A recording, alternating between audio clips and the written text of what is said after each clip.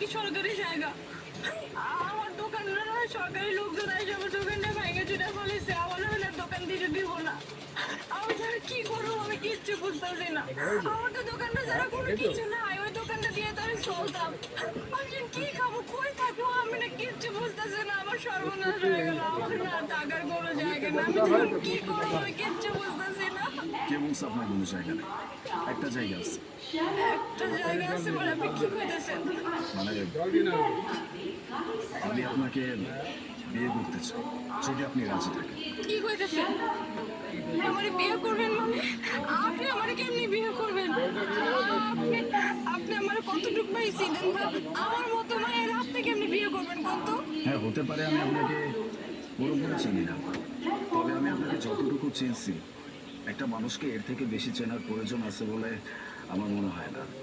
আবার সেদিনের কথা এখনো মনে আছে। সেদিন আপনি আমাকে যে কথাগুলো বলছিলেন, এই কথাগুলোর কারণে আমি অনেক ইনফ্লুয়েন্স হয়েছি, আমি অনেক মোটিভেটেড হয়েছি, যার কারণে আমি আবার শক্তি পাইছি নতুন করে নিজেকে তৈরি করার। আমি করছি।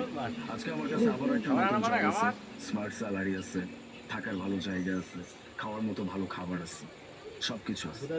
শুধু দরকার আপনার মতো একজন মানুষ, যে কিনা আমার জীবনের যত উত্থান পতন যাই আসুক না কেন, আমাকে অন্তত মোটিভেটেড করতে পারবে, আমার পাশে দাঁড়াইতে পারবে। That's it. আমি আপনার মতো একজন মানুষকে আমার জীবন সঙ্গী হিসাবে চাই। আপনি কি রাজি?